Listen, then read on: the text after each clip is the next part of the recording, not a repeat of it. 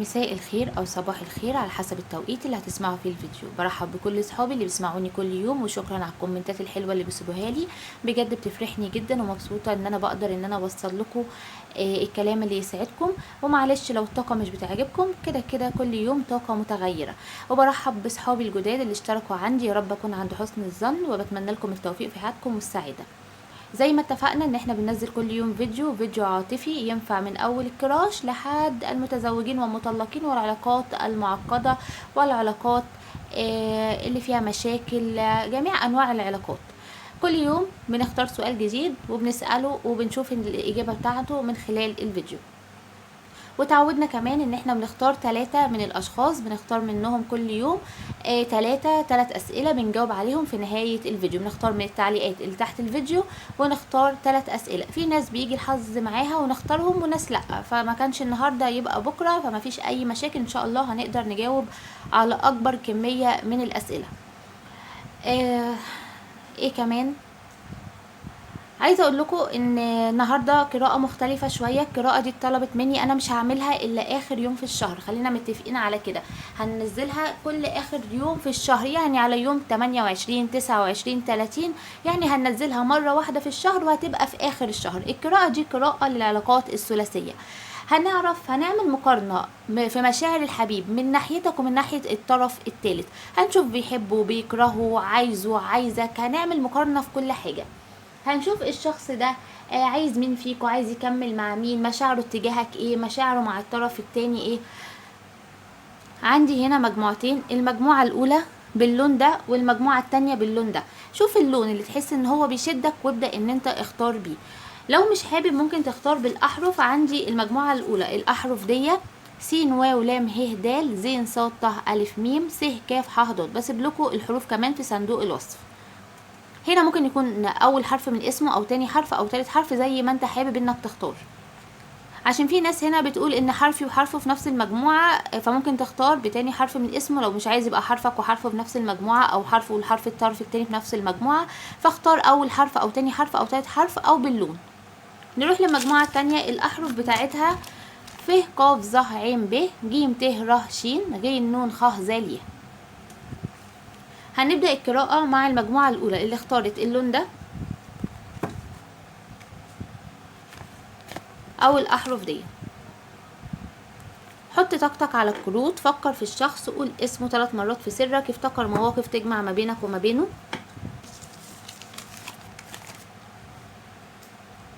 يلا بينا نبدأ القراءة بتاعتنا. هنبدأ أول حاجة بكشف الطاقة بتاعت الشخص ده. طاقته هو فيها ايه؟ طاقة الشخص ده الحالية، طاقته هو فيها ايه؟ عايز يبدأ بدايات جديدة في حياته، وعايز يعمل تشافي، عايز يعمل توازن في حياته في كل حاجة. يوزن العلاقة العاطفية، يفكر فيها بالعقل وبالقلب، ما يفكرش فيها بقلبه بس او بعقله بس. عايز يعمل توازن في الاتنين، عايز يعمل تشافي، عايز بداية جديدة في الحب، عايز بداية جديدة في العاطفة. كل اهتمامه في الوقت الحالي بدايات جديدة في العاطفة. عندي هنا برج السرطان والحوت والعقرب، وعندي كمان برج القوس. ممكن يكون برجك او برجه، لو ما نزلش عادي. انا النهارده كمان مش هقول الابراج يا جماعه عشان ما اضيعش وقته على الفاضي. طبعا النهارده معانا قراءه ثلاثيه، فيبقى معانا جميع الابراج. خلينا نكمل من غير ما نقول ابراج. تعالى نروح نشوف طاقتك انت وطاقتك انت اللي هتبقى على الجنب اليمين. طيب انت حاسس ان انت مكتئب، وان انت مش في افضل حالاتك، وان انت حاسس ان انت يعني حاسس ان انت مقيد في مكانك، حاسس ان انت عندك افكار وعندك مشاعر وعندك شغف وعندك حاجات كتير عايز تعملها، بس شايف ان انت مقيد مكانك وما عندكش اي خيارات في الوقت الحالي. شايف ان انت مربوط جوه افكارك وجوه تفكيرك، مش قادر تطلع اللي جواك ولا ان انت تقوله لحد. شايف ان انت حواليك ناس عينيها عليك بتحسدك على وضعك، بتحسدك على حياتك، وانت اصلا شايف ان حياتك عادية. حاسس ان انت معمول لك حسد، حد عامل لك اعمال، حد باصص لك في حياتك، حد مستكتر عليك حياتك. حاسس ان حياتك مش ماشيه، حاسس ان حياتك واقفه بسبب عيون وناس بتراقبك، ناس عينها عليك، ناس عامله لك سحر، ناس بتستكتر عليك النعمه. فشايف ان انت يعني في الفتره دي بتفر، يعني مكتئب تعبان، بتمر بمرحله مش طبيعيه من الملل من الزهق، نفسك تحسن من وضعك كله بس مش قادر. شايف ان انت مفيش اي حاجه في ايدك ان انت تعملها. شايفاك بتراقب الشخص ده وعينك عليه رغم ان انت بتبين عكس كده، وشايف ان هو ظلمك او ان هو جه عليك، بس انت عينك عليه وبتراقبه. شايفاك ان انت متابعه من بعيد لبعيد، عايز تعرف اخباره، تعرف تفاصيله، بيعمل ايه، حب تاني، ارتبط مرتبطش، مبسوط في حياته مع الطرف التاني، مبسوط من غيرك. فانت هنا بتراقبه، عينك عليه وبتتابعه، عايز تعرف اخباره، تعرف بيفكر فيك ولا لا. تعال نشوف طاقة الطرف الثالث. الطرف الثالث بقى هنا زوجة، زوج، خطيب، خطيبة. بنتكلم على طرف بقى. شخص يكون متعدد الأطراف، ممكن تكون يعني طرف تاني في حياته كده، دخله على العلاقة بتاعتكم. طاقته هو ايه في الوقت الحالي؟ الشخص ده شايف ان هو عمل كل اللي عليه، وان هو دلوقتي منتظر في طاقة انتظار، انتظار ان هو يحصل على تقدير، يحصل على، يعني عايز ان هو يتقدر، عايز ان هو حد يهتم بيه. شايف ان هو بيعمل كل اللي عليه وبيدي كل اللي عليه، بيدي الشغف وبيدي الاهتمام وبيدي الماديات وبيساعد وبيستحمل الظروف. شايف ان هو عايز يتقدر، عايز يتكرم، عايز ان هو يبقى مصدر اهتمام. شايف ان هو مستني ان هو يبقى يعني محور الكون. الشخص ده من النوع اللي بيحب نفسه جدا، بيحب ان هو يبين نفسه، بيحب ان هو الناس تتكلم عنه وتقول لا فلان ده او فلانة دي مفيش زيها، ست موفرة، ست مدبرة، ست ناجحة، ست شاطرة. فشايفة في طاقته دلوقتي ان هو بيعمل كل اللي عليه عشان يحصل على مكانة معينة. ممكن يكون بيطور من مادياته، ممكن يكون بيعمل مشروع، ممكن يكون هيتخرج يعني في تعليمه هيتخرج، ممكن يشتغل في وظيفة. المهم الشخص ده في انتظار لحاجة، بس حاجة تبع الماديات. الشخص ده شايف ان هو عمل اللي عليه كله وانتظاره دلوقتي للماديات، مستني حاجة، والحاجة دي هتخليه يبقى ليه شأن. شايف ان الحاجة دي هتطور من مكانه. تعال نشوف الطاقة المشتركة ما بينك وما بين الحبيب الأول، والطاقة المشتركة ما بينه وما بين الطرف التالت. خلينا ناخد واحد واحد. الطاقة المشتركة ما بينك وما بين الحبيب، الحاجات اللي انتوا بتفكروا فيها في الوقت الحالي او عايزين تنفذوها. شايفة ان انتوا عايزين فرصة جديدة في العلاقة، عايزين شوية حظ، عايزين تطوروا العلاقة، عايزين تحسنوا فيها. شايفة ان انتوا الاتنين مشتاقين لبعض، عندكم شغف عالي اتجاه بعض، عايزين تبدأوا بدايات جديدة مع بعض، عايزين تتواصلوا مع بعض. شايفة ان انتوا هنا عايزين حظ في العلاقة دي، مستنيين التوقيت اللي انتوا تتكلموا مع بعض، عايزين ان انتوا تاخدوا فرصة جديدة وتبدأوا بداية جديدة وتحسنوا العلاقة دي وتخلوها في افضل حالاتها، عايزين ترجعوها مرة تانية، بس مستنيين الوقت المناسب. شايفة ان انتوا الاتنين عندكم شغف عالي اتجاه بعض، انتوا الاتنين بتفكروا في بعض، وانتوا الاتنين مشتاقين لبعض جدا. تعال نشوف الطاقة المشتركة ما بينك وما بينه هو الحبيب وما بين الطرف الثالث. شايفة ان هو دلوقتي حزين، هما الاتنين حصل ما بينهم موقف ما، اتخانقوا مع بعض، تدهورت العلاقة. في الوقت الحالي العلاقة مش في احسن حالاتها، في مشاكل، في خناقات. هما الاتنين باصين على السلبيات، على المواقف اللي حصلت في العلاقة وصلتها لكده، مش قادرين يسامحوا بعض، كل واحد واقف على الموقف. هو هنا ممكن الطرف الثالث ده عرف بوجودك، الشخص ده عرف بوجودك فحصلت مشكلة بسبب تدخلك في العلاقة، عرف بوجودك فحصل مشكلة، فقالوا كلام سيء لبعض، فحاصل دلوقتي زي انفصال. هما الاتنين دلوقتي متخانقين مع بعض، ما بيتكلموش، وكل واحد متجنب التاني. العلاقة دي ما فيهاش اي مشاعر، هما الاتنين دلوقتي كارهين بعض وقاعدين يفكروا في السلبيات اللي حصلت في العلاقة، وكل واحد فيهم مش طايق التاني، وشايفين العلاقة دي ما فيهاش اي مشاعر دلوقتي، وان العلاقة دي زي علاقة ما بقاش فيها روح، بقت علاقة يعني زي كده ايه، يعني فاقدة الشغف، علاقة باردة، علاقة فيها مشاكل، علاقة فيها سلبية، كل واحد واقف للتاني بيفكر في اللي حصل، قال لي كده ليه، دخل طرف تاني ليه، عمل معايا كده ليه. فشايفة هنا ان هما دلوقتي بيفكروا في السلبيات اللي حصلت في العلاقة، بيفكروا في اخر مواقف جمعتهم، اخر كلام قالوه لبعض. تعال نكمل القراءة بتاعتنا ونشوف افكاره ونظراته للطرف الاخر. افكار الشخص ده الحبيب ده بيفكر في الطرف الاخر ازاي؟ خلينا نبدأ بالطرف الاخر ونشوف بيفكر فيه ازاي. ناخد كروت اهي، وبيفكر فيك انت ازاي، نظرته ليك انت ازاي، وبيفكر فيك انت ازاي. تعالى نبدأ بالطرف الاخر. الشخص ده بيفكر في الطرف الاخر ازاي وشايفه ازاي؟ شايف ان الطرف الاخر ده محمله مسؤوليات وضغطه زيادة عن اللازم، وشايف ان هو سبب في ان هو رحل من العلاقة معاك. شايف ان هو عامل له سحر، ان هو عمل سحر تفرقة ما بينه وما بينك. شايف ان هو بيسحر له عشان يفضل متعلق بيه. شايف ان هو بيخش له من نقطة احتياجاته ورغباته، بيحاول ان هو يديله الرغبات والاحتياجات، بس هو مش بيحس برضو معاه يعني بالرغبة اللي هو محتاجها، مش بيحس ان هو مشبعه، مش بيحس ان هو بيديله الاحاسيس اللي محتاجها. شايف ان الطرف ده كان السبب الاساسي واللي هو وصله ان هو يسيبك. شايف ان العلاقة تدهورت، وان الطرف ده دلوقتي انسحب من العلاقة، وان هو يعني هما الاتنين مش في احسن حال، وان العلاقة بايظة، وان العلاقة دلوقتي فيها مشاكل، والعلاقة بقت معقدة. شايف ان الطرف ده بيسحر له، عامل له اعمال، عامل له سحر تفرقة معاك، عامل له حاجة مخليه كل ما يجي يمشي من العلاقة يرجع ليها.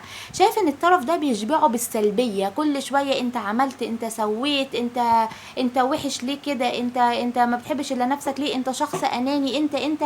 فشايف ان الطرف ده دايما ضغطه، دايما بيحمله فوق طاقته في المسؤوليات، بيخليه يشيل مسؤولياته، والمسؤوليات كان بتاعه الطرف ده، بيخليه يحسسه ان هو مش قادر يرفع راسه من كتر المسؤوليات، من كتر ما هو ضغطه مخليه مش قادر يرفع راسه، مخليه عايز يسيب العلاقة دي ويرحم منها بسبب طريقته، بسبب اسلوبه، بسبب كلامه اللي هو الوحش، بسبب سلبيته، بسبب ان هو ما بيقدرش ان هو يحتويه.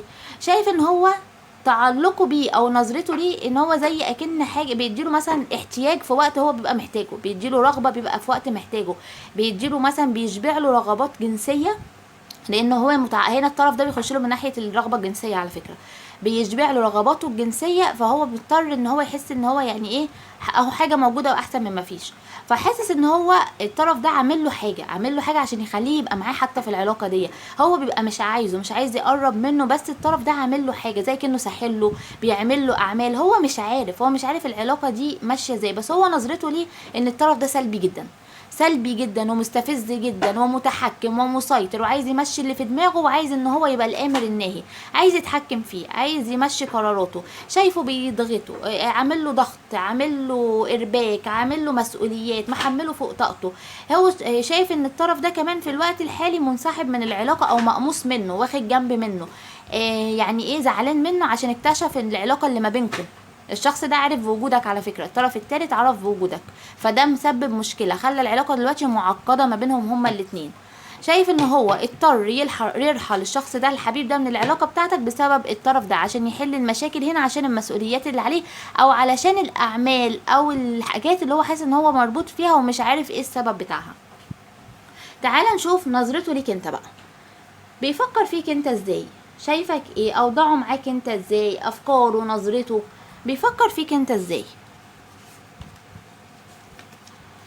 طيب شايف ان انت محتاج ان هو يبدأ معاك بدايات جديدة، ان انت بتديله الاهتمام، ان انت شخص بيحتويه، بيقدر ان هو يعوضه عن النقص اللي محتاجه، ان انت شخص ساحر، شخص كامل مكمل. شايف ان هو بيلاقي الشغف معاك، بيلاقي الاحاسيس معاك، شايف ان هو بينبهر بيك جدا، شايف ان هو محتاجك في حياته، انت شخص بيوزن له حياته، بيعمل له توازن في حياته في كل حاجة، بيديله طاقة ايجابية، بيشجعه ان هو يعمل، بيشجعه ان هو يطور من نفسه، بيشجعه ان هو يعمل مشاريع، ان هو يشتغل، ان هو يعمل حاجات ايجابيه.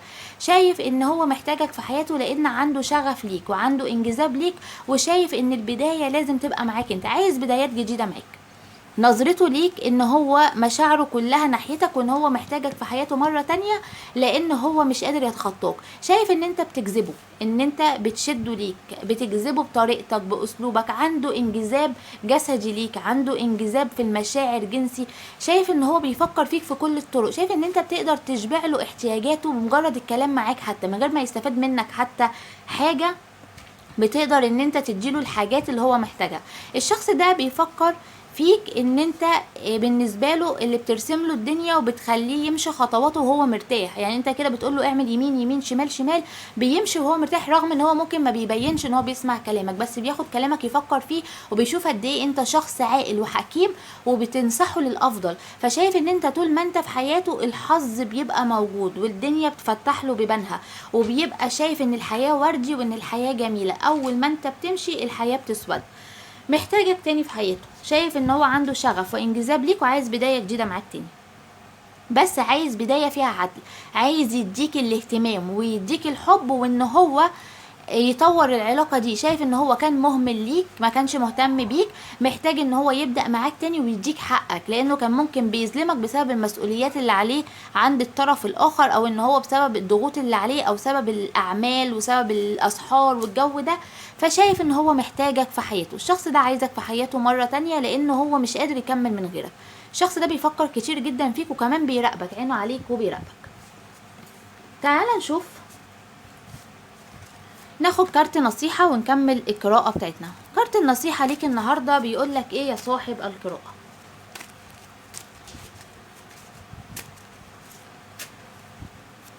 طيب، علاقة من الماضي لقد تعرفتم على بعضكم البعض من قبل. عندك علاقة من الماضي راجعة يا صاحب القراءة، مش علاقة جديدة، علاقة من الماضي لقد تعرفتم على بعضكم البعض من قبل. يعني ايه؟ يعني العلاقة اللي راجعة دي علاقة مش جديدة، علاقة قديمة، فليك الحرية ان انت تقبلها او ان انت ما تقبلهاش. كمل القراءة بتاعتنا ونشوف مشاعره اتجاه الطرف الاخر. مشاعر الشخص ده اتجاه الطرف الاخر ايه؟ مشاعره اتجاه الطرف الاخر ايه؟ ونشوف مشاعره اتجاهك انت ايه. نروح مشاعره اتجاه الطرف الاخر الاول. شايف ان العلاقة دي علاقة محبطة، علاقة كان فيها تهور، فيها تسرع، وشايف ان العلاقة دي بتمر بأزمة، وان ما فيهاش مشاعر، كلها حزن، كلها تعب، كلها اختيارات سلبية. العلاقة دي مبنية على الماديات. الشخص هنا يا هو اختار الطرف الاخر عشان مادياته، وان هو كان عايزه يكمل معاه عشان مادياته، ومتعلق في العلاقة دي عشان الماديات، او ان هو شخص مسؤول عن اسرة، وان هو بيدي ماديات. فهو ندمان على قراره، ندمان على اختياراته، ندمان ان هو ارتبط بالشخص ده. شايف ان العلاقة دي بتمر يعني مش معتمدة، ما فيهاش اي عاطفة. شايف ان العلاقة دي كلها مشاكل، العلاقة دي منهارة في الوقت الحالي، العلاقة دي منهارة جدا، كلها مشاكل. ندمان هو على قرارات، على كلام قاله، ندمان على اوضاع. الشخص ده ما بيفكر كتير، انا ايه اللي وصلني لكده، ايه اللي خلاني ارتبط في العلاقة دي، انا ايه اللي معلقني في العلاقة دي، يا ريتني كنت مشيت منها.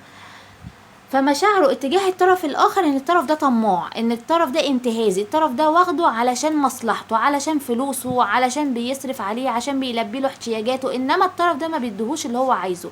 الطرف ده طرف محبط، طرف كئيب، طرف من نوع متسلط، طرف بيحب المشاكل، بيخلق مشاكل، كل شويه يعمل مشاكل عمال على بطال، مخلي شريكك ده متوتر دايما، مخلي شريكك ده مش عارف ينام من كتر المشاكل، من كتر الضغوط، من كتر المسؤوليات اللي هو محملها له، من كتر ما هو مدخله في ديون. يعني شريكك ده ممكن يكون مديون، عليه ديون، عليه اقساط، عليه مسؤوليات. فهو شايف ان الشخص ده مدخله في مشاكل، وان هو بيستغله، وان الشخص الطرف ده كمان بخيل، ان الطرف اللي معاه ده بخيل، وماسك كمان على الفلوس قوي، يعني ماسك قوي وبيطلب منه.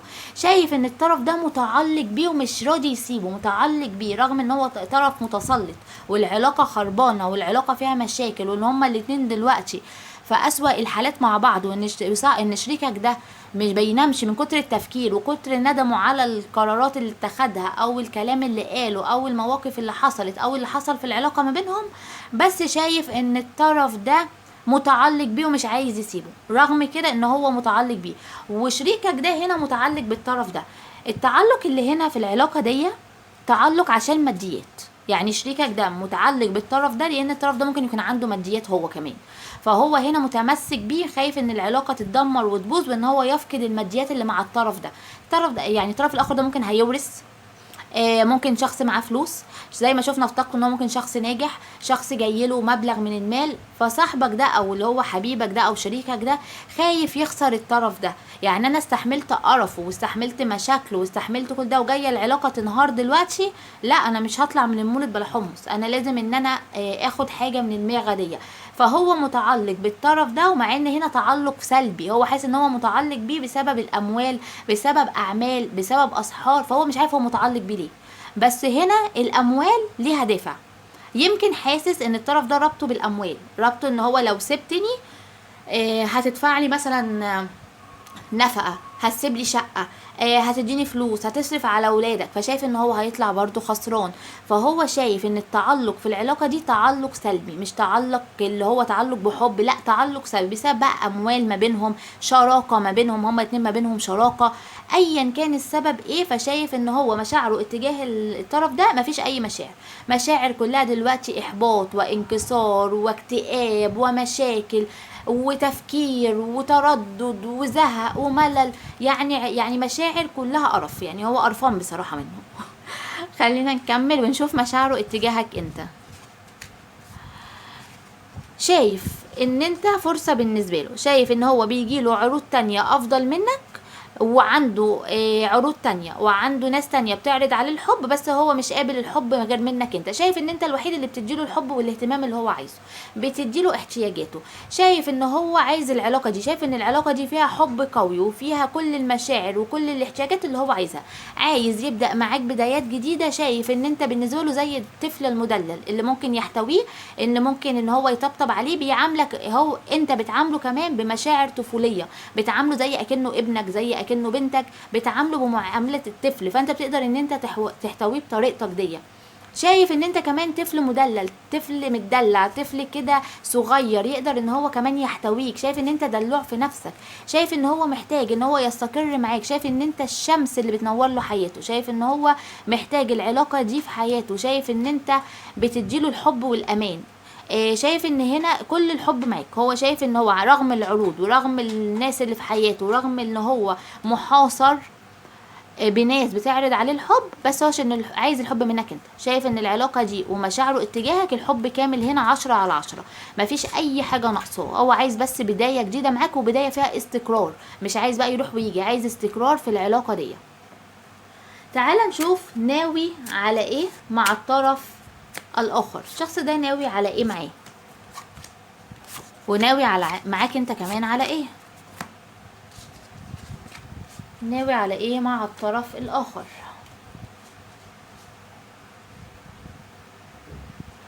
طب بص، هو ناوي انه يرجع له، او ناوي انه يصلح العلاقة. شايفاه حزين على العلاقة دي، شايفاه حزين عليها. شايف ان العلاقة دي كان فيها ذكريات، فيها مشاعر، فيها ماديات. شايف ان الطرف ده في الوقت ده مهتم بمادياته، مهتم بنفسه، مهتم بشكله، مهتم بحاله، بيطور من نفسه وبيطور مادياته، بيتعلم حاجة جديدة، حاجة هتزود له الدخل. شايفاه بيراقبه وعينه عليه ومركز معاه، وشايف ان هو جايله ماديات. شايف ان الطرف ده جايله ماديات، او ان هو بيطور من نفسه للحصول على ماديات، او ان هو هنا ممكن يكون جايله ورث، بيشتغل حاجة بتدخله مبلغ كويس. فشايفاه في الوقت الحالي عينه عليه، بيتفرج على الذكريات اللي كانت بتجمع ما بينهم، الصور بتاعته، بيراقبه، بيشوفه بينزل ايه، بيعمل ايه، عايش مبسوط من غيره ولا لا. فشايفه في الفترة دي مهتم بحاله جدا، مهتم بشكله، مهتم بمظهره، مهتم بمادياته، ان هو يجدد من نفسه. فهو هنا عايز يرجع العلاقة دي تاني. شايف ان هو لازم عايز يقدم هدية، يقدم عرض، يرجع المشاعر، ان هو يطور من العلاقة مرة تانية. فناوي على ايه معاه؟ ناوي ان هو يرجع العلاقة مرة تانية. تعال نشوف ناوي على ايه معاك. هيجيلك ويعرض عليك الحب انت كمان. شايف ان هو دلوقتي في الوقت الحالي بيفكر ان هو يتواصل معاك، بس لسه ما اتخذش قرار التواصل. شايف انه عايز يجيلك ويعرض عليك الحب ويعرض عليك البداية جديدة. شايف ان انت توأم روحه وان انت اكتر حد فاهمه. شايف ان الحب يعني انت الحب، انما الطرف الاخر الماديات. خلينا متفقين على كده. يعني حبيبك ده بيبص للطرف الثالث ده ان هو ماديات، بنك متحرك قدامه، يعني حاجة مستفاد منها. هو مستفاد من الشخص ده. بقى مستفاد منه ايه بقى؟ مش يعني اكتر حاجة مستفادة ماديات. الشخص ده مرتاح ماديا، الطرف اللي معاه ده مرتاح ماديا، جاي له ورث، جاي بيشتغل شغلة حلوة، المهم الشخص ده معاه فلوس، داخلين في شركة مع بعض. فهو هنا عايز الشخص ده تاني، عايزه عشان ماديته. انت عايزك عشان الحب. انت يا عيني غلبان، انت شايفك ان انت غلبان، انت عايزك عشان الحب، عايز ان هو ياخد منك المشاعر والاهتمام، لان الشخص ده جاف، ما بيديش المشاعر والاهتمام. الشخص ده بيتعامل بالمادة وما عندوش مشاعر. يعني هو كل اكنه شيء، يعني هو يعني بالعربي كده كأنه شاري حبيبك، شاريه بفلوسه. لان هنا في فرق في السن، هنا في ناس في فرق في السن ما بينهم، فهو هنا ممكن يكون اكنه شاري حبيبك بفلوسه، ان انا شريك عشان اتجوزك او ان انت تبقى معايا او كده، فهو هنا ده ماديته. انما انت بقى الحب، شايف ان انت توأم روحه، شايف ان انت اكتر حد فاهمه، عايز يتواصل معاك بس متردد، بيفكر دلوقتي ان هو يتواصل معاك بس متردد، دلوقتي بيفكر بعقله ان يصلح العلاقة دي، بعد كده يرجع للعلاقة دي، يصلح العلاقة اللي هي بتاعت الطرف ده لانه عرف بوجودك وحصل مشاكل، فهو مضطر انه يصلح هنا، واما الدنيا تهدى هنا والحياة تهدى والموضوع يتنسى، يرجع بقى يتواصل معاك ويعرض عليك الحب ويقولك ان انت حبيبي وروحي وقلبي والنمر دي، فاهمين؟ تعال نكمل القراءة بتاعتنا ونشوف ايه القادم مع الطرف الاخر، هيخرج من حياته نهائي ولا قاعد معاكم لسه شوية، وايه القادم معاك؟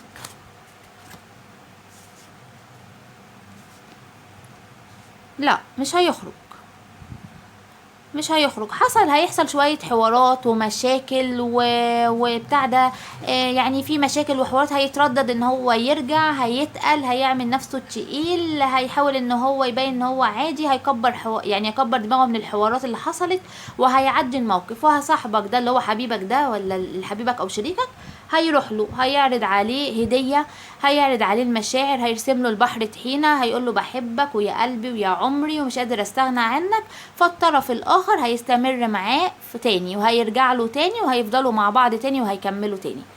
تمام. وهنا في زواج، في هنا ناس متزوجة، وفي ناس هنا يعني هيحصل زواج، لو هم لسه ما رسموش العلاقة هيرسموها، وهنا لو هم متخانقين او في مشاكل او ان هم واقفين على طلاق، لا هيرجعوا لبعض تاني، بعد الحوارات والمشاكل دي هيرجعوا لبعض تاني. تعال نشوف القادم معاك انت ايه.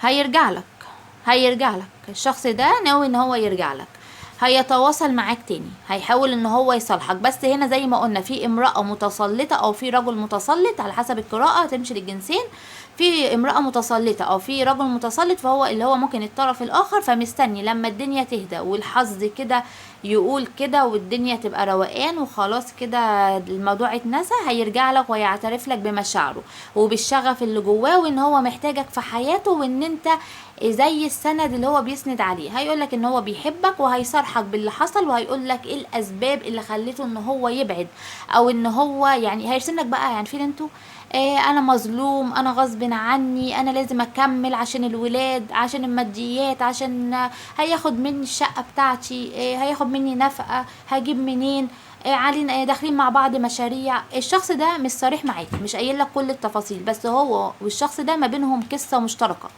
قصة هنا بقى اولاد اموال، بس هنا في اموال غير الاولاد غير الاسرة، في اموال ما بينهم، في ماديات ما بينهم. بالنسبة بقى القادم معاك، عايز يرجع لك ويتواصل معاك تاني، شايف ان انت وهو توأم روح، بتكملوا بعض، انتوا الاتنين ما تقدروش تستغنوا عن بعض، انتوا الاتنين عندكم شغف عالي اتجاه بعض، انتوا الاتنين بتفكروا في بعض، انتوا الاتنين بتحبوا بعض. تعالى ناخد لك كارت قبل ما ننهي القراءة، نشوف نصيحة اليوم ليك ايه.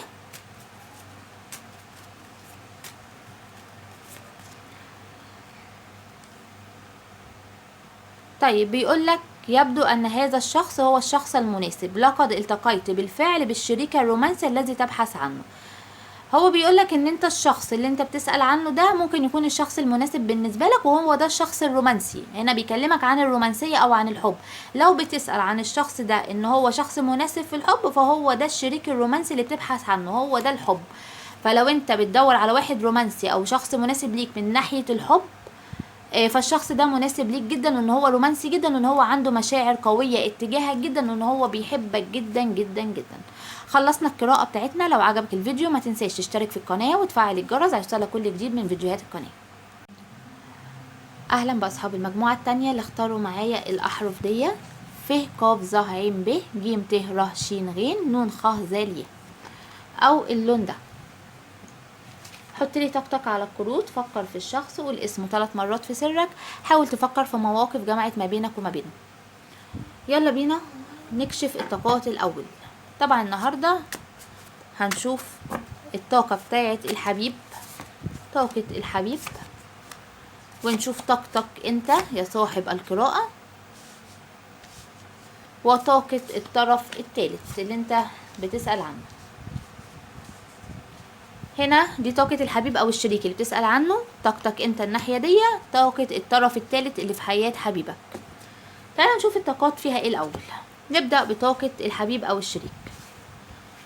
شايفاه عايز ياخد قرارات في الوقت الحالي، متردد، بيحاول ان هو يسيطر على نفسه، خايف ياخد قرار، شايف ان هو بيدور حوالين نفسه في دوامة او في حلقة مش قادر يخرج منها. شايفاه عايز يبدأ بدايات جديدة في كل حياته، بس متردد ياخد قرار، بيحاول يسيطر على الحاجات اللي جواه، يتحكم في مشاعره، يتحكم في قراراته، يتحكم في انفعالاته، يسيطر على نفسه علشان يقدر ان هو يبدأ بداية جديدة، لانه حاسس ان هو بيلف ويدور في دايرة ما بتخلصش. شايف ان هو يومه هو اقوم انام انام اقوم، اللي بيحصل هو. شايف ان الاحداث اللي في حياته متكررة، كل اللي بيحصل هو. شايف ان هو عايز يقول اللي جواه. الشخص ده عصبي جدا، من النوع المتهور، من النوع اللي هو اللي بيغضب بسرعة جدا، من النوع اللي هو عايز ان هو يعني يندفع ويقول كلام كتير، بس بيحاول في الوقت الحالي يسيطر على نفسه ويسيطر على انفعالاته. عنده مشاعر قوية بس بيحاول يسيطر عليها في الوقت الحالي، بيحاول ان هو ياخد قرارات بس متردد ان هو ياخد اي قرار في الوقت الحالي. تعال نشوف طاقتك انت يا صاحب القراءة. النهاردة مش هنقول ابراج لان معانا كل الابراج.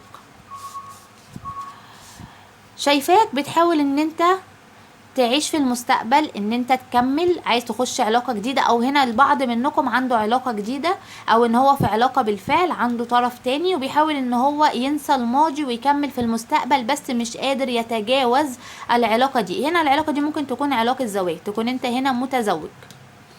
شايفه هنا ان انت ممكن يكون انت كمان عندك طرف تاني، فشايفاك ان انت او ان انت معروض عليك زواج، او ان انت معروض عليك خطبه، او ان انت هنا جايلك مناسبه. شايفاك في الوقت الحالي بتحاول تهتم بنفسك، بتحاول ان انت تبين ان الدنيا كلها ان انت مش فارق معاك حاجه وان انت عايش حياتك. شايفاك لو عندك علاقه تانية، فشايفاك ان انت عايز ان انت تعيش فيها بس مش قادر، واقف عند الشخص ده ومش قادر تتخطاه، بتفكر فيه، دماغك مشغولة بيه، بتراقبه وعينك عليه. شايفاك ان انت عايز تسافر، في البعض منكم هنا عايز يسافر، او ممكن يكون في بعد ما بينك وما بين الشخص ده بسبب سفر، ان انت في مكان وهو في مكان. شايفة كمان ان انت هنا عندك علاقة ممكن علاقة زواج انت مش حاببها، او ان انت داخل عايز ترتبط بحد وانت مش حابه. شايفاك بتحاول ان انت تحب الشخص ده وتكمل معاه بس مش قادر. معروض عليك هنا انت هنا في علاقة معقدة. انا شايفة هنا كمان للبعض منكم عنده علاقة معقدة، او ان انت شايف ان العلاقة بتاعة الشخص اللي انت بتسأل عنه النهاردة دي علاقة معقدة وكلها مشاكل. شايف ان هي علاقة بتلف وتدور في نفس الدايرة، او ان انت شايف ان هو بيقارن ما بينك وما بين الشخص التاني اللي في حياته، وان هو بيفضله عليك، وان هو عايش حياته عادي جدا، وان انت مش فارق بالنسبة له خالص، وان انت مش همه ولا فارق له ولا شغله. طبعا هنا القراءة عامة بتاخدوا منها اللي يناسبكم، كل واحد منها كل واحد بياخد منها الجزء اللي يناسبه. دي قراءة عامة مش قراءة خاصة. طبعا القراءة دي كمان تنفع للجنسين. تمام. فشايفة هنا ان في ناس بتفكر ان هو فكر ان هو يعني فضل الطرف التاني عليه، وان هو سابه، وان هو عايش حياته، وان هو متهني ومبسوط، وان هو فيه تزوج الشخص الطرف التالت ده، وان هو عايش معاه مبسوط، او ان هو هيتزوج وان هو عايش مبسوط معاه. فانت هنا طاقتك ان انت بتحاول ان انت تبين ان انت مش فارق لك ايا كان الوضع، ان انت مش فارق لك، وان انت عايش عادي بس انت مش قادر تعيش عادي. انت بتراقب الشخص ده على فكرة وعينك عليه برضو. تعال نشوف طاقة الطرف الثالث. طاقته عايز يتواصل مع حبيبك، عايز يعرض عليه الحب، عايز يتواصل معاه، محتاج ان هو يروح يقول له ان انا بحبك، وان انا عايزك في حياتي، وان انت الشخص الوحيد اللي انا محتاجه. وشايفاه عايز يروح يتكلم معاه ويعرض عليه الحب ويتواصل معاه يعني هما هنا ممكن يكونوا متخانقين فعايز يصالحوا، او ان هما ما بينهم مشاكل فعايز هو يبدا ويروح يديله كاس الحب ويقول له انا بحبك وانا مش قادر ابعد عنك وان انا محتاجك، بس متردد. الشخص ده اصلا من طبعا هو متهور ويعني بياخد قرارات ساعة انفعاله وبيرجع فيها. فهو هنا شكله عمل حاجة مع حبيبك، اتخانق معاه او قال كلام وحش، فهو عايز يروح له ويعتذر له، عايز يروح هنا يعتذر لحبيبك ويقول له قد ايه ان هو بيحبه وان هو مش قادر يكمل من غيره. تعال نكمل القراءة بتاعتنا ونشوف الطاقة المشتركة ما بينك وما بين الحبيب، والطاقة المشتركة ما بينه وما بين الطرف الثالث. الطاقة المشتركة ما بين حبيبك والطرف الثالث هي ايه؟ هما الاتنين بيفكروا بعقلهم، هما الاتنين ما عندهمش مشاعر، هما الاتنين عايزين مثلا علاقة مبنية على زواج كده تقليدي. شايفين ان في اطراف متسلطة هي اللي بوظت العلاقة، شايفين ان في طرف ثالث هو اللي بوظ العلاقة. ممكن الطرف الثالث ده يكون انت، يعني هما شايفين ان في طرف ثالث دخل بوظ العلاقة دي. العلاقة دي مبنية على العقل مش مبنية على الحب، العلاقة دي مبنية اساسا على العقل. في فترة من الفترات العلاقة دي كان فيها حب، هما الاتنين كانت العلاقة ماشية وفيها حب، فجأة ظهرت انت او يعني ظهرت انت بوظت العلاقة دي، خليت العلاقة دي دلوقتي متدهورة. فشايفين ان العلاقة دي بسبب تدخل طرف ثالث العلاقة دي تدهورت وما بقاش فيها انسجام، كان فيها متعة وكان فيها حب وكان فيها استقرار، بسبب تدخل الطرف الثالث العلاقة دي باظت. العلاقة دي دلوقتي بقى فيها مشاكل بسبب تدخل اطراف ثالثة، خلت مفيش استمتاع في العلاقة. فهم شايفين الطاقة المشتركة ما بينهم ان هما بيفكروا بعقلهم وما يفكروش بالعاطفة قد العقل، وفي الوقت من الاوقات شايفين ان العلاقة دي كانت ماشية تمام وكان فيها حب، وبسبب تدخل طرف ثالث العلاقة باظت. تعال نشوف الطاقة المشتركة ما بينك وما بين الحبيب. شايفه ان انتوا الاتنين شايفين ان في عقبات قويه واقفه قدامكم، وواقفه قدام العلاقه دي، مخليه العلاقه دي مش في احسن حالتها. شايفين ان العلاقه دي محتاجه مجهود ومحتاجه يعني بذل جهد ومحتاجه تحديات، وشايفين ان انتوا بتعملوا اللي عليكم في العلاقه دي. شايفين ان انتوا محتاجين فرصه، عايزين بدايات جديده، محتاجين فرصه جديده مع بعض، محتاجين ان انتوا تاخدوا فرصه في العلاقه دي، لان العلاقه دي ما فيهاش فرصه. عندكم شغف، انتوا الاتنين عندكم شغف اتجاه بعض، نفسكم تبقوا مع بعض، ترجعوا لبعض، تجددوا العلاقه، تجددوا المشاعر. شايفاكم هنا عايزين فرصه جديده، انتوا الاتنين عايزين فرصه جديده رغم وجود العقبات والتحديات. تعال نشوف افكاره ونظرته للطرف الاخر ايه، بيفكر في الطرف الاخر ازاي، وبيفكر فيك انت ازاي.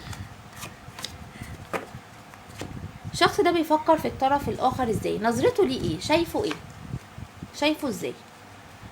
طيب بص، الشخص ده شايف في الوقت الحالي ان الطرف الاخر بقى كئيب جدا، قافل على نفسه قوي، ما بيتكلمش كتير، بياخد قرارات مع نفسه. شايفه شخص متسلط، شخص متحكم، شخص ما بيبينش مشاعره، شخص بيعمل المسؤوليات اللي عليه بس، شخص بيدي الحب بس الحب من غير كلام، شخص مش من النوع اللي بيحب يتكلم كتير ويدي الحب ويدي الاهتمام والكلام ده، لا، بيحب ان هو يعمل الحاجات اللي عليه من غير ما هو يعني يتكلم ويقول انا بحب ولا انا يعني ان انا مشتاق ولا الكلام ده. شايفه في الوقت الحالي كئيب، شخص كئيب، شخص قافل على نفسه، شخص ما بيتكلمش كتير، شخص بيعمل بس المسؤوليات اللي عليه، شخص بيقوم مثلا بيحب اسرته، بيحب اولاده، ما بيحبش ان هو يتكلم كتير في المشاعر والحب والكلام ده، مع انه هو كان الاول بيديله الحب بيديله الاهتمام. في الوقت الحالي لا، في الوقت الحالي بيعمل بس المسؤوليات والدور اللي عليه. شايفه ان هو شخص اصلا طبعه شخص متسلط، شخص متسرع، شخص متهور، شخص بيحب ان هو يفرض سيطرته. تعال نشوف نظرته ليك انت، بيشوفك انت ازاي يا صاحب القراءة.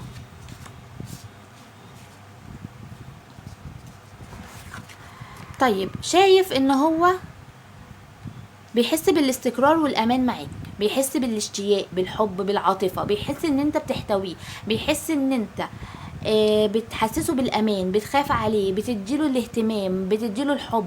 شايف ان انت شخص مرح، شخص منطلق، شخص ما بتفكرش في بكره، شخص ان انت مش كئيب، شخص كده عندك حب، عندك لهفه، بتهتم بيه كتير، بتقعد تقول له انت رايح فين وجاي منين بتعمل ايه، بتديله، بتفتح له ابواب الفرص، بتفتح له ابواب السعاده، بتديله الاستقرار، بتديله طاقه ايجابيه، بتحسسه ان الحياه حلوه، بتتعامل بدلع وبجنون، شويه تبقى مجنون، شويه تبقى كئيب، شويه تبقى متدلع، شويه تبقى زعلان، انتوا فاهمين اللي هي طاقه متغيره.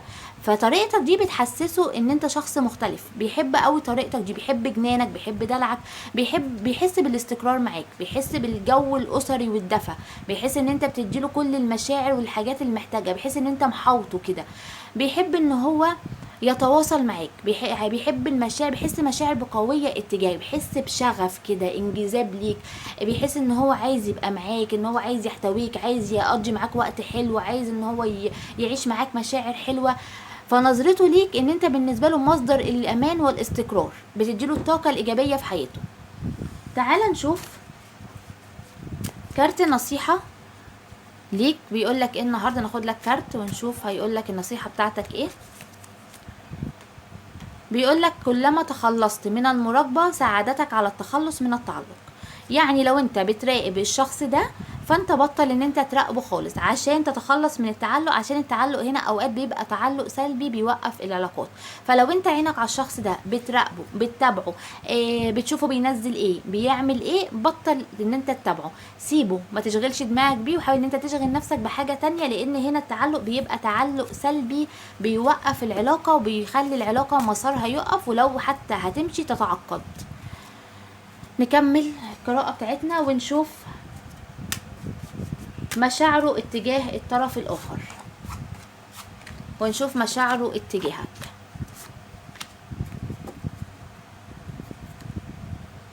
مشاعره اتجاه الطرف الآخر.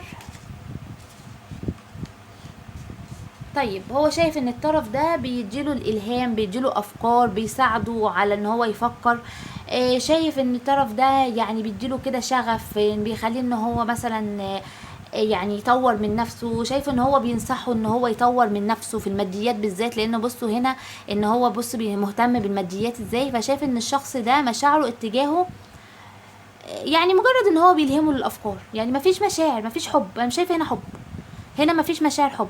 هنا كل المشاعر مشاعر شغف كده، يعني ان هو ممكن بينجذب ليه، بيتشدله بسبب مثلا الكلام اللي بيقوله له، بسبب ان هو بيدعمه، بيديله افكار ان هو يحسن من نفسه، ان هو يقول له اعمل كذا، سوي كذا، يعمل مثلا افكار، مثلا بيديله افكار تبهره كده، تخليه ان هو مثلا يحسن من مستواه في العمل، مثلا بيدعمه ماديا. المهم هو بالنسبه له كحب لا، مفيش مشاعر حب. هو مجرد ان هو يعني يعني بيفكر معاه، ممكن بينصحه، بيقول له مثلا اعمل كذا عشان تبقى كذا، سوي كذا عشان تبقى كذا. فاهمين اللي هو في الماديات، ان انت مثلا تعالى نعمل هنا ونشيل هنا ونحط هنا، نحط مثلا فلوس في البنك، تشتغل مش عارفه شغله تانية فين، تعالى افتح مشروع مش عارفه اعمل فيه ايه. فهو شايف هو بالنسبه له ان هو دعم، ان هو بيديله دعم وافكار، بيديله افكار، بيديله بيقعد يقول له اعمل كذا، سوي كذا، عشان تحسن من نفسك، من مستواك. فهو بالنسبه له هو ده كده بس، بيفكر معاه، بيتكلموا مع بعض، عنده بعض الشغف ليه. يعني ساعات بيحس ان هو بيشد ليه كده، بينجذب له، بيبقى عايز يقضي معاه وقت حلو، يتكلم معاه، بس مش في المشاعر، مش قويه. يعني مفيش هنا مشاعر قويه تربطهم، لا في شغف. شغف ممكن إيه مثلا لبس حلو، طقم حلو لبس ويشده، مثلا يحط حاجه مثلا برفان مش عارف ايه، ان هو حاجه تشده تجذبه ليه، ان هو يخليه يبص ليه الله ايه اللي عامله ده، ايه المنظر ده. فاهمين؟ انما كحب لا، يعني مش شايفه هنا في حب. تعال نشوف مشاعره اتجاهك انت. بص انت توأم الشعلة بتاعه، شايفين؟ يعني انا مش عارفه اقول لكم ايه، يعني هي باينه قوي. شايف ان هو بيحبك جدا جدا، وان هو مشتاق لك، وان انت بتكمله في كل حاجه، وان هو المشاعر كلها معاك. يعني هو شايف ان انت توأمه، انت نصه التاني. شايف ان العلاقه دي اون اوف، شايف ان انت اتظلمت في العلاقه دي كتير جدا، ان هو كان بيجي عليك كتير جدا، وان هو ما ادكش حقك، بس هو عايز يديك حقوقك، عايز ان هو ينصفك، عايز يرتبط بيك، عايز ان هو يكمل معاك. شايف ان عنده مشاعر قويه اتجاهك، شايف ان هو مشاعر الحب مشاعر الحب ومشاعر الاهتمام ومشاعر اللهفة والشوق والاشتياق، كل حاجة ناحيتك انت. العلاقة دي من العلاقات المعقدة الصعبة، اللي هي اون واوف، فيها مشاكل، فيها حاجات معقدة، فيها اوراق، فيها قواضي، فيها ممكن هنا محاكم، ممكن من العلاقات اللي فيها مثلا زي ما شفنا الطرف الثالث المتدخل ده. فاهمين؟ فهنا العلاقة من العلاقات الصعبة، بس هو بيحبك رغم كل المشاكل اللي بتحصل ما بينكم، رغم البعد والرجوع وكده. عارف ان هو بيحبك وانت بتحبه، وانتوا الاتنين بتكملوا بعض. فهو محتاج لك وعايز يرجع لك تاني. يعني واضح جدا هنا ان هو بيحبك قوي قوي على فكرة، عنده مشاعر قوية اتجاهك. تعال نشوف ناوي على ايه اتجاه الطرف الثالث، عايز يعمل معاه ايه، وعايز يعمل معاك انت كمان ايه. نيته مع الطرف الثالث، ناوي على ايه معاه. طب بص، هو عايز ياخد قرار، هو عايز ياخد قرار، عايز ان هو هو هنا محتار ما بينك وما بينه. عايز ياخد قرار. شايف انه في الوقت الحالي العلاقة فيها مشاكل، وان هو الطرف ده كرهه، وان هو الطرف ده بيعامله معاملة مش كويسة، او ان هو مش فاهمه، مش قادر يتواصل معاه، مش قادر يتواصل لافكاره، مش قادر يوصل لدماغه. شايف ان في الفترة دي ان هما الاتنين مش عارفين يتواصلوا مع بعض. شايف ان هما كانوا مستقرين، بس بسبب ان هو الطرف ده عرف بوجودك او تدخل اطراف، اللي هو الاطراف ان انت مثلا الطرف التالت عرف بوجودك، حصل مشاكل. كانت الحياة ماشية تمام التمام من ساعة ما الطرف ده عرف بوجودك وخيره، يا ده يا هو. فهو محتار ياخد قرار، مش عارف يعمل ايه.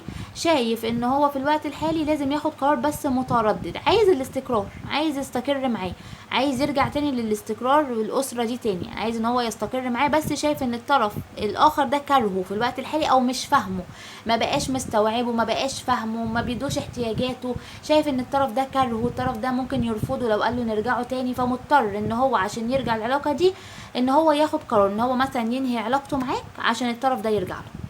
فهو هنا دلوقتي محتار ما بينك وما بين الطرف ده، لان الطرف ده الظاهر اسره، الظاهر دي زوجه، يا زوج يا زوجه، خطيب خطيبه، بس هنا ازواج، انا شايف هنا ازواج اكتر كمان. فالطرف ده هنا لو زوجه هي مخيراه، يا انا يا هو، غير كده مش هترجع العلاقه دي تاني. هو عايز يخلي العلاقه، ناوي على ايه؟ عايز العلاقه ان هي تستقر، عايز العلاقه تستقر، عايز ياخد قرار وعايز العلاقه دي تستقر. تعال نشوف ناوي على ايه اتجاهك انت. بيفكر فيك، واخد بريك دلوقتي، شايف ان انت حبه الاول والاخير، عايز يرجع للعلاقه دي ويرسم العلاقه، وان هي لو فيها مشاكل يحل المشاكل، وان هو يرجع للعلاقه دي ويخلي العلاقه دي ماشيه في المسار التقليدي. يعني هنا لو ما فيش ارتباط رسمي خليها رسمي، لو فيها كان ارتباط وحصل انفصال ترجعوا تاني لبعض. اما هو المهم هنا هو عايزك، وعايزك المره دي تبقى في حياته للابد، ما تطلعش بقى من حياته ولا طرف تاني ولا طرف تالت. بيفكر فيك، بيراقبك، عينه عليك، بياخد بريك دلوقتي عشان يعرف يعمل الخطوه دي. شايف ان انت حبه الاول والاخير، بيفكر في الطرف الثالث، وبيفكر في المسؤوليات اللي عليه، بيفكر في الحاجات دي. هيعمل ايه؟ عايز يقعد معاك، يتواصل معاك عشان تفكروا مع بعض وتاخدوا قرار، ويصارحك بكل اللي هو فيه، يصارحك باللي حصل معاه، وان الطرف التاني ده بيقارن، الطرف ده عمل، الطرف ده سوى. عايز يحكي لك كل التفاصيل في حياته، حتى لو في ماديات ما بينه وما بين الطرف ده هي اللي معطله الارتباط بيك، عايز يقول لك، لان هنا في ماديات. شايف عشان يرتبط بيك لازم ان هو يبقى عنده بعض من الماديات. شايف ان الماديات هنا سبب برضو من الاسباب اللي مخليه متمسك بالطرف الثالث، لان الطرف الثالث هنا الماديات هتأثر على العلاقة. يعني لو خرج من العلاقة دي هيقول له سيب لي مثلا، عايز نفقة، عايز فلوس، هيخسر حاجة، انت فاهمين؟ في شراكة ما بينهم هيخسرها. فشايف ان هو بيفكر ازاي يحصل على الماديات، وازاي ان هو يستقر معاك، وازاي ان هو يرجع لك. فبيفكر في الوقت الحالي اعمل ايه مع الطرف ده. عايز يقعد معاك وتفكروا انتوا الاتنين سوا عشان توصلوا لقرار ان هو يرتبط بيك وتتزوجوا، وان انتوا تتزوجوا، ويقول لك العقبات والمشاكل اللي حاصله معاه موقفه الموضوع ده. فهنا بيفكر وبيراقبك وعينه عليك، وشايف ان انت حبه الاول والاخير. تعال نشوف ما القادم لحبيبك مع الطرف الاخر. يا ترى الطرف ده هيخرج ولا هيفضل مستقر معاكم في حياتكم؟ وايه القادم معاك انت وحبيبك؟ لا، مش هيخرج يا جماعة. الطرف ده قاعد معاكم شوية، الطرف ده هيبدأ معاه بدايات جديدة. للبعض منكم هنا في حمل، هيضطر نكمل معاه عشان هيحصل حمل، او ان عشان اسرة، عشان اولاد. فهنا هيحصل بدايات جديدة، وان هم هيرجعوا لبعض تاني، هيحصل بدايات جديدة، وان هم هيتجاوزوا كل اللي فات وهيرجعوا لبعض تاني، وهيبدأوا بداية جديدة مع بعض تاني، والدنيا هتستقر وتهدى. فلو هيخرج الطرف الاخر، لا مش هيخرج. الطرف ده قاعد معاكوا شوية يا جماعة، مش هيخرج. تعال نشوف القادم معاك ومع الشخص ده. طيب، واضح ان القادم ان في اسرار وخبايا، في اسرار وخبايا هتنكشف ليك. شايفه ان هو بيراقبك وعينه عليك، شايفه ان هو يعني انت هتكتشف هنا. شايفه البعض منكم هيكتشف ان الشخص ده كان بيستغله، او الشخص ده مش هيقدر ياخد قرارات، او ان الشخص ده هيخبي عليه انه رجع للطرف ده وعايزه مثلا يستقر معاه مثلا في الخفا، يكمل معاه كده في السر، او ان هو هيعرض عليه مثلا عروض ما تناسبهوش. فهنا للبعض منكم في اسرار هتنكشف لك، في اسرار هتنكشف ليك. شايفه في هنا طاقه مراقبه كمان. فانا وياه لو هنسال السؤال مباشر، ايه القادم مع الحبيب؟ في اسرار هتنكشف من الحبيب. عشان لما هيقعد معاك هيقولك الاسرار دي، فانت ساعتها اللي هتقرر هتستمر في العلاقة دي ولا لا. هيقولك كل حاجة، هيقولك بقى ان اللي هو مستفاد ايه من العلاقة التانية. انت هتكشف الاسرار دي، لان هنا في خبايا واسرار هتنكشف ليك، وهي اللي هتحدد اذا كنت انت هتكمل في العلاقة دي ولا لا. فهنا اما يجيلك حبيبك ويعرض عليك ان انتوا تقعدوا القعده اللي هتقعدوها تتكلموا ويحكي لك اللي هيحصل، هو ده اللي هيحدد. فهنا دي بقى ترجع لك انت، لان انت هنا هتبقى متردد تاخد قرار، لانه هيقول لك حاجات هتفاجئك.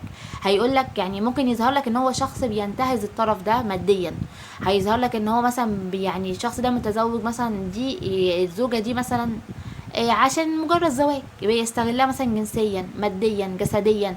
فهنا هيظهر لك حاجات ممكن تخليك تتردد ان انت ترجع للعلاقه دي، لان انا شايفه هنا في تردد، انتوا هتترددوا. فهنا القرار بايديكم انتوا، الخفايا والاسرار اللي هتكتشفوها هي اللي هتتحدد ان انتوا ترجعوا للشخص ده مره تانية ولا لا.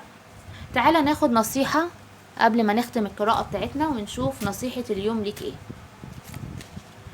بيقولك علاج المشاكل العائليه بيخلي حياتك العاطفية تستفيد عندما تسامح أهلك. يعني هنا الناس اللي عندها مشاكل في العيلة وما بتعرفش تسامح العيلة بتاعتها، ده بيأثر عليها، بيخليها ما تيجي تتعامل مع ناس تانية ما بتعرفش ان هي تسامح. فعلشان تحل اي مشكلة خارجية لازم تتعود ان انت تسامح، وتسامح اقرب الناس ليك بالذات العائلة. لان هنا ظاهر في بعض الناس منكم عنده مشاكل مع عائلته، فالمشاكل دي مأثرة عليه نفسيا، مخلياه مش قادر ياخد قرارات، او ان هو قراراته مهزوزة، او ان هو مش قادر يسامح حد، او ان هو يتجاوز الزعل. فهنا عشان تقدر ان انت تسامح الناس الخارجية فلازم ان انت تحل مشاكلك العائلية الاول، وان انت تتعود ان انت تسامح. لان لما تسامح اهلك والناس اللي حواليك القريبة منك ساعتها حياتك العاطفية هتتحسن. ساعتها هتقدر تسامح الناس اللي هما بيخشوا حياتك العاطفية، وتقدر ان انت تتحكم في تصرفاتك، وتقدر تحكم عليهم اذا كان يستحقوا التسامح ولا لا. فهنا حاول تحل مشاكلك العائلية.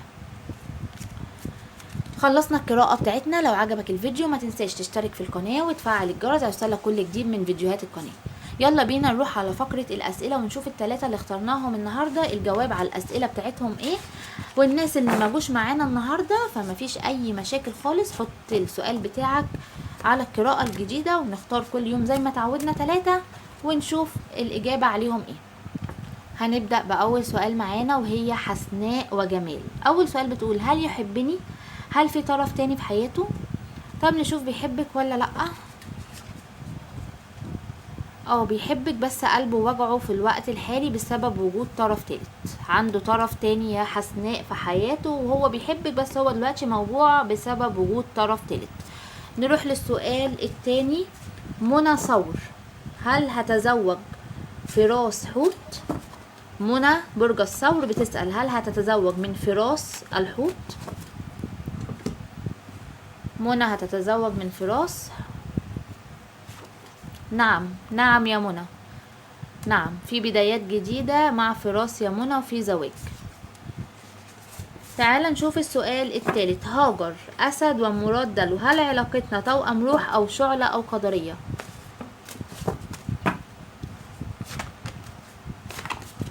يلا نشوف يا هاجر، هل العلاقة دي توأم روح أو شعلة أو قدرية؟ طيب يا هاجر دي علاقة توأم روح. العلاقة بتاعتكم يا هاجر توأم روح، ان انتوا بتقدروا ان انتوا تحسوا ببعض، او ان انتوا تتواصلوا مع بعض بمجرد ان انتوا تفكروا في بعض، ان انتوا بتكملوا بعض بمعنى اصح. فانتوا هنا دي علاقة توأم روح يا هاجر. خلصنا الاسئله بتاعتنا. لو عجبك الفيديو ما تنساش تشترك في القناه، واي حد حابب يسال اي سؤال يا ريت يسيبه تحت الكومنتات بتاعه الفيديو الجديد، وهنختار 3 عشوائي، والناس اللي ما اخترناهمش النهارده ما يزعلوش، ان شاء الله نختارهم بكره نختارهم بعده. احنا مع بعض وكل يوم هنرد على 3 اسئله.